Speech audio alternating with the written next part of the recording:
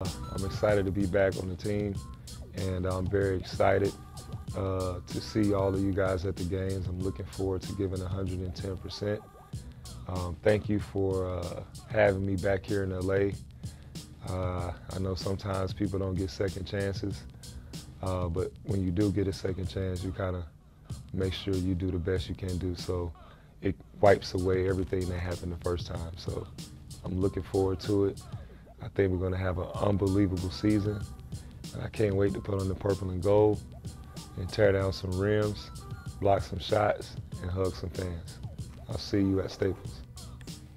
Dwight Howard, obviously hoping for a fresh start there, said Wednesday during a conference call with reporters that his life away from the court hit rock bottom this past summer. He said, quote, "It didn't have anything to do with basketball. It was just stuff going on in my personal life, mentally, physically, spiritually. It was personal things that I had to deal with, which made me stronger." So, Nick, Dwight personally is obviously putting a lot, is riding for him on this. But what are your expectations for the Lakers with him this season? Do you think that he'll be able to deliver for them? No, I don't have much of an expectation for Dwight at all. We know what he's given the last couple seasons. I'm happy for him. He seems to be in a better mental and physical place in the moment. But, Rach, when you look at where Dwight is at this point in his career, I'm surprised so much is being made out of it, just because when you've watched him the last couple seasons when he's been on the floor, you're kind of like, eh? Like, that's it? So I'm not expecting Dwight to do much at all, and I'm still a little surprised that the Lakers went with Dwight instead of a guy like Joakim Noah, who would know his role on that team. Dwight's never been asked to be a backup center playing 10, 15 minutes a game. Noah knows that he's at the last stage potentially. I thought that would have been a better fit for where the Lakers are at now.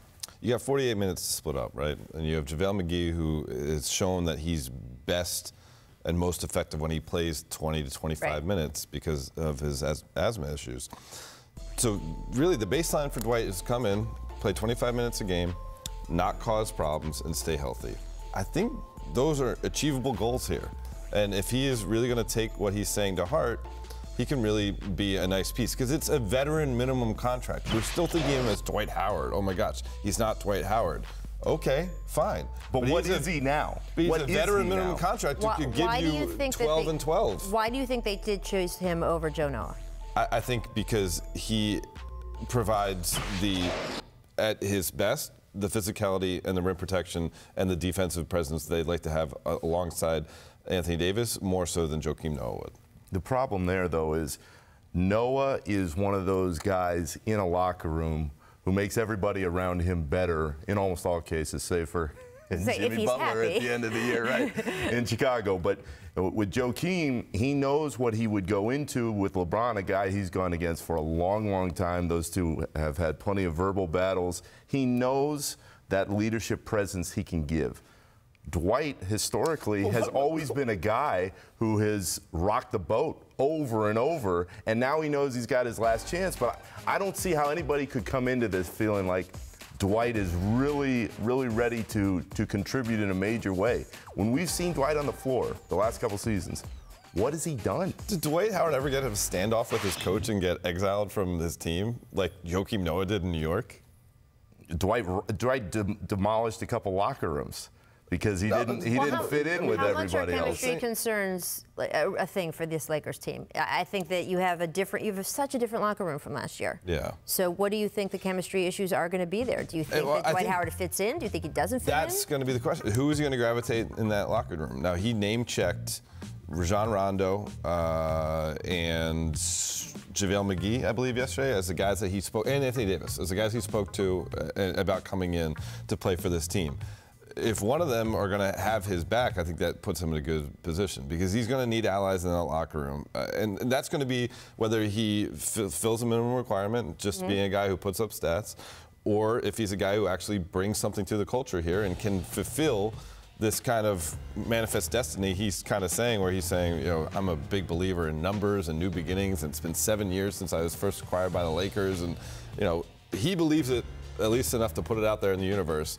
If he can back it up through his actions, then he has a chance of being really a plus addition really taken off the scrap beat at the last second because of DeMarcus Cousins. I mean, it's all a gamble, right? I mean, DeMarcus Cousins was a little bit of a gamble for them just because of health concerns, right? And those health concerns proved to be true to a degree because he got injured again before he even got started with the Lakers. Dwight Howard is a gamble. Joakim Noah would have been a gamble, too, for all kinds of reasons. No Health question. reasons, chemistry reasons. It's all the same thing. But I'd add this about Joakim. He was beloved in Memphis. He was beloved for the majority of his time in Chicago. The New York stuff was a blip because he was so miserable, and they were so miserable in his hometown. With the contract. Do you think the Hollywood is hell came back at him and LeBron wasn't so sure about having him on the team? I don't know. I always remember this, and this goes back now almost a decade, but I asked Joakim in the summer of 2010, and they had some big battles already with the Cavs and LeBron. I said, did you talk to LeBron during the free agency process, trying to recruit him to Chicago? Because there were a lot of people in Chicago that thought Bosh was coming, Wade was coming, and LeBron was that last piece. And I still remember he looked at me and he goes, I called LeBron. LeBron did not call me back. So who knows how long of a grudge that may or may not be. And to Dave's point, maybe they just thought Dwight would be better in the moment. My point is this. Noah knows his role at this stage in his career. He knows what he's able to provide. Historically, he's a great locker room guy. In the last couple seasons, what have we seen from Dwight Howard that would lead you to believe that he's going to come in and make any difference at all? But if Joakim Noah was so great in Memphis, why isn't he just going back to Memphis? Because Memphis is in a total But if rebuild. he was a great locker room guy.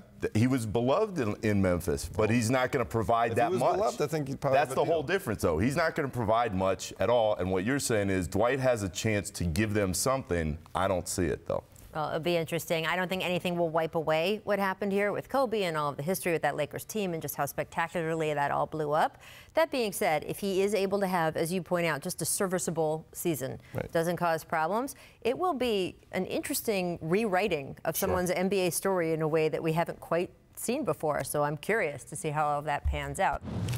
Thanks for watching ESPN on YouTube. For highlights and analysis, check out the ESPN app. And for live streaming and premium content, check out ESPN+.